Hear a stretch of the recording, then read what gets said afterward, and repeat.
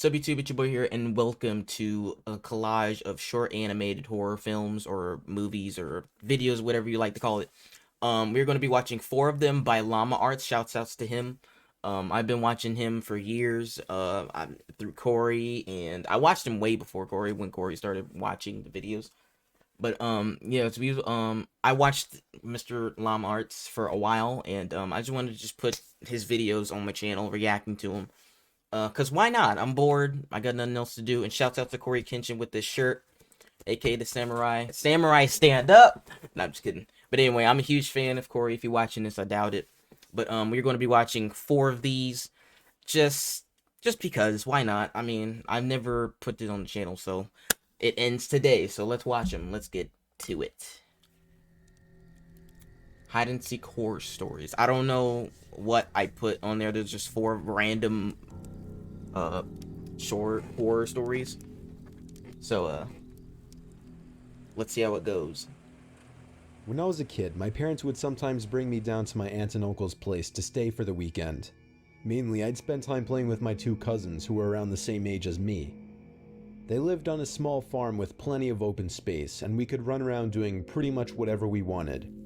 If we thought we could get away with it, the 3 of us would sometimes cross over to the neighboring farm about half a mile away. It had been abandoned for decades, with a scattering of derelict buildings and other structures still standing on the property, just begging to be explored. This was of course a gold mine for 3 adventurous young boys such as ourselves, especially after my cousins told me stories about the deaths that took place in the house. It was pretty classic fare. Man goes crazy, axe murders his entire family, hangs himself, returns every night as an angry spirit looking for new victims.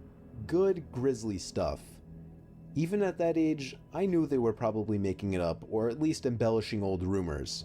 But seeing as how the setting lent itself so well to such tales, I allowed myself to buy into it. One afternoon, we decided to play hide and seek. When it was my turn to hide, I ran off for a flimsy brown barn that had living quarters on top, and climbed the stairs looking for a good spot. No. There was still furniture inside, and personal belongings lay scattered across the floor. Nope, abandoned building. I maneuvered over broken dishes, tattered clothes, and crumbling books, eventually coming to a small room with a closet. Jackpot. There were even long black dresses still hanging on the rod that I could hide behind. I stepped inside and managed to force shut the folding door. My only illumination was a slit of sunlight that shone through the crack in the door from a nearby window. I crouched down with knees tucked into chest and waited.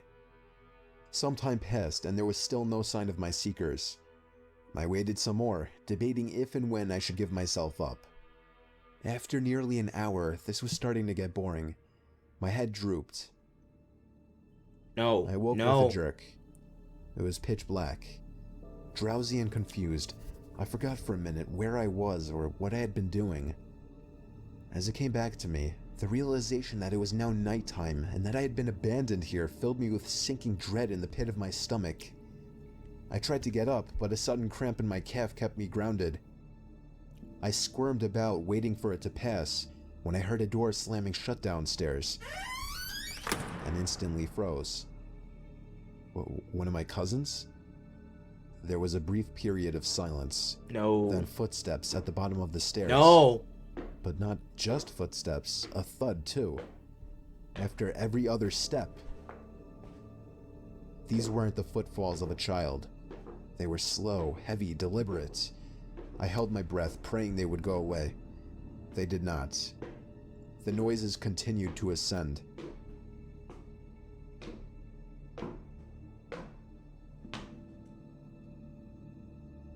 After another moment of silence, the walking resumed. This time along with a steady scraping sound, like something heavy being dragged across the floorboards. The footsteps made their way through the debris and wandered aimlessly through the various rooms. I thought I could smell something faintly putrid. The constant scrape sent cold shivers coursing down my arms and back. My worst fears were realized when the steps reached the bedroom doorway. They got closer and closer and finally stopped directly in front of the closet door. I couldn't see a thing. After an agonizing pause, they continued on, over to the other side of the room and out the doorway again. They faded away down the hallway. I waited for what seemed like an eternity. There were no more sounds now, and I was trying to build up enough courage to open the door and flee. Nope. 3 things happened simultaneously just then. I was bombarded with a smell I can only describe as fresh roadkill. I heard raspy breathing behind me in the dark closet, and I felt No. hot breath against the nape of my neck. That was enough for me to hurtle myself out from the confines of that nightmare space, relying on memory and Get out of scant there. moonlight to navigate through the darkened house. All the while, I heard footsteps chasing behind me, closing in with terrifying speed. It was a clumsy, torturous escape full of trips and bumps and blind stumbling. I never looked back, at least not until I had burst out the front door and into the country night. And when I did turn around, I saw absolutely nothing. There were no more footsteps and nobody was chasing me.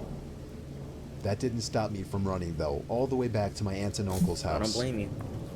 There was a police car in the driveway when I got back. My parents were there too, worried sick. Everybody demanded to know where I had been. Apparently, when my cousins Is that still Jimmy hadn't Neutron's found me mom? by evening, they'd returned home to tell their parents. Eventually, the police were called in and informed me that they had already scoured every building on the farm. The insinuation that I was lying about my whereabouts didn't go unnoticed. None of it made any sense. It wasn't until years later that one of my cousins filled in a final piece of the story. He and his brothers had spent hours searching for me like they said, but the part they didn't tell anyone was that they thought they spotted me in the window of the bedroom I was hiding in. And when they got closer, they saw that it wasn't me. A young boy neither of them recognized was smiling and waving down at them and gesturing for them to come upstairs. That's when they ran back home. All of this while I slept in the closet. Wow. Bro, okay. That one was good. Okay, guys, this one is called House Sitting Horror Story. Let's see what this one is about. Man, Lamar, he's really talented. Really. These are good, too. These are some good stories. A couple weeks ago, my dad came home and pitched me a small job offer.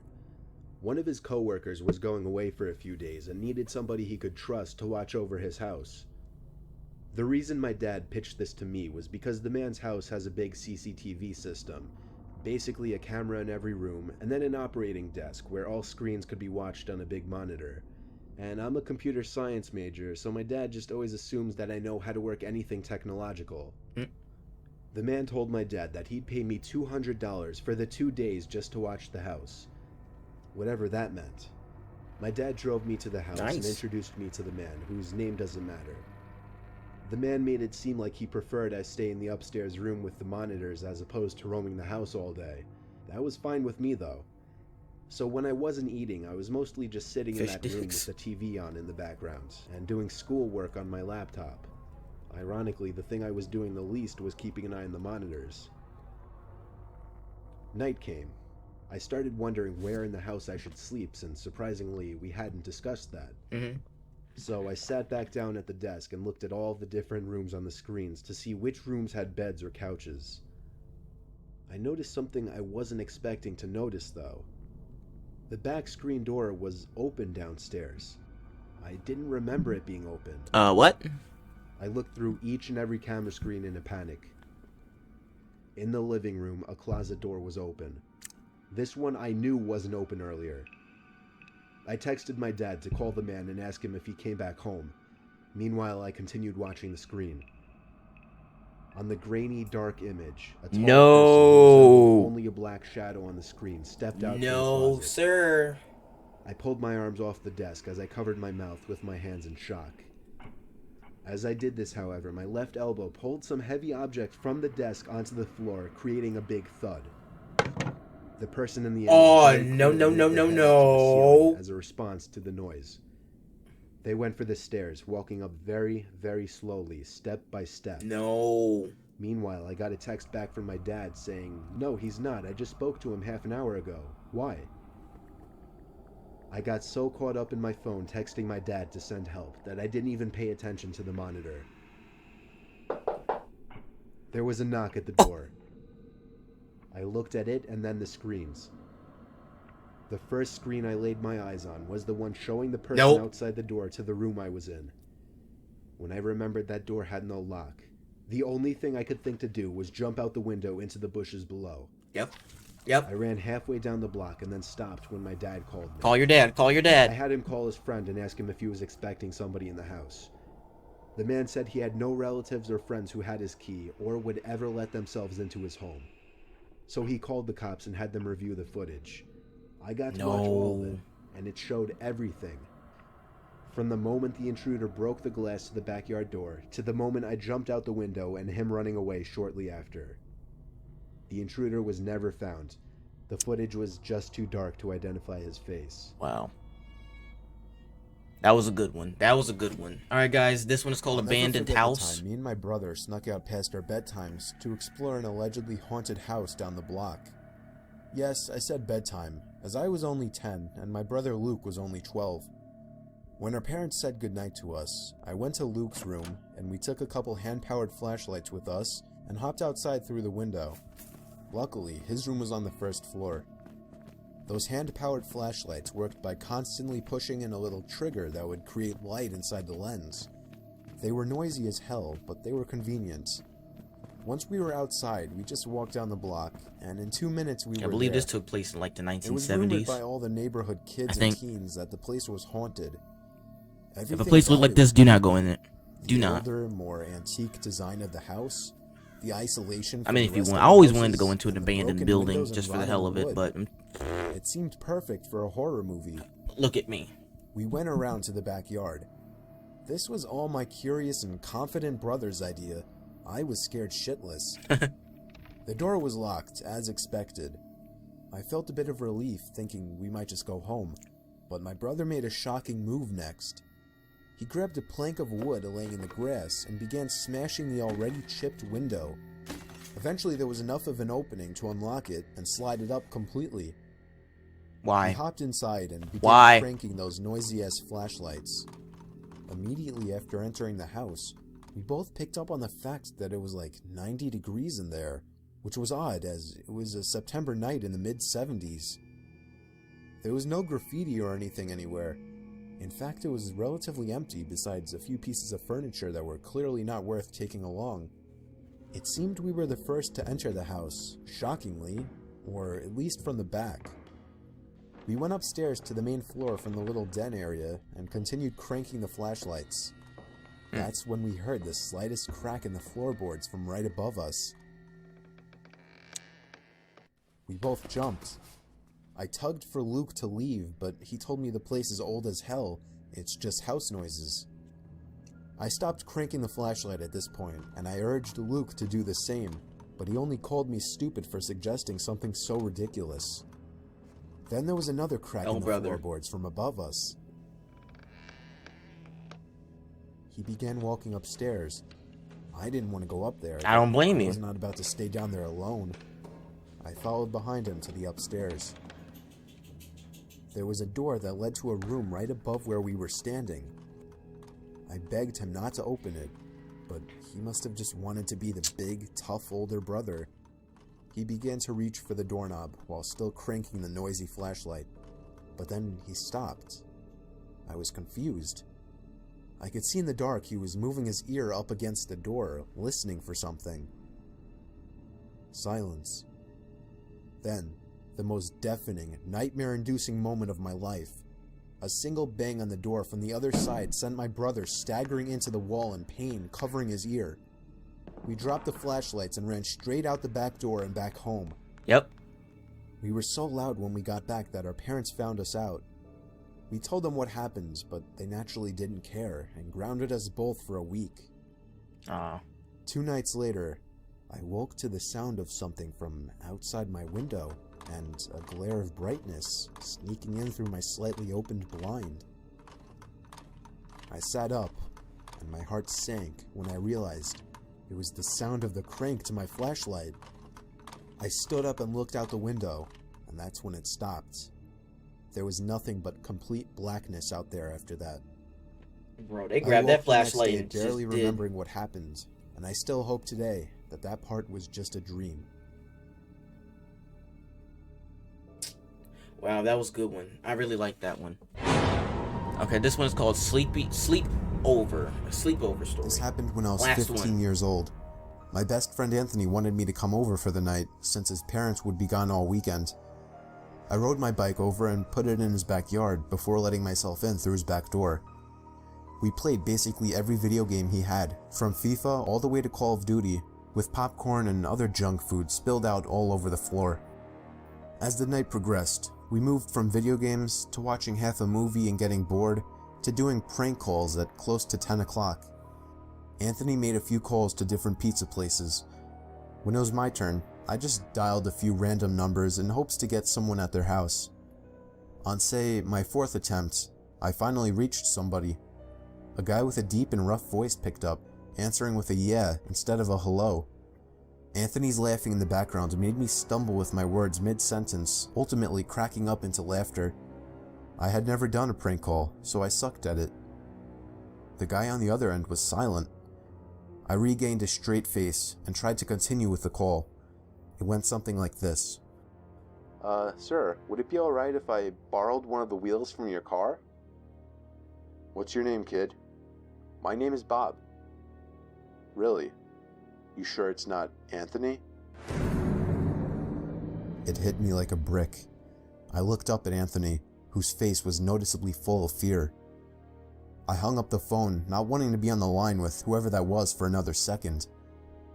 Anthony, who the hell was that? I asked him. I don't know, he told me. Does your caller ID info display your name or something? No, it shows my dad's name. We hopped on the computer and did some research, trying to figure out how it was possible to get someone's name through their phone number. It didn't make sense how he could get Anthony's name so quickly. He was way too young at the time to be on any of those personal information sharing websites. We ended up asking a question on Yahoo Answers, since no one had a similar experience. The question turned up no answers. I suggested he call his dad, but he said he wasn't supposed to have anybody over for the weekend, so he didn't want to call. We planned on sleeping in the living room, so we just resumed watching the movie that we hadn't finished from earlier. Right after the phone call had left my mind, me and Anthony looked at each other when we heard his front storm door opening, and then the doorknob to the front door began to turn. That's when you No one grab was able to something. turn about You grab halfway something. before the lock restricted it. Grab Anthony that. turned off the TV, and I went over to the window to see who it was. I spread the blinds open. There was a tall guy standing outside. He noticed the blinds moving and turned to look at me. I practically threw the blinds back into place.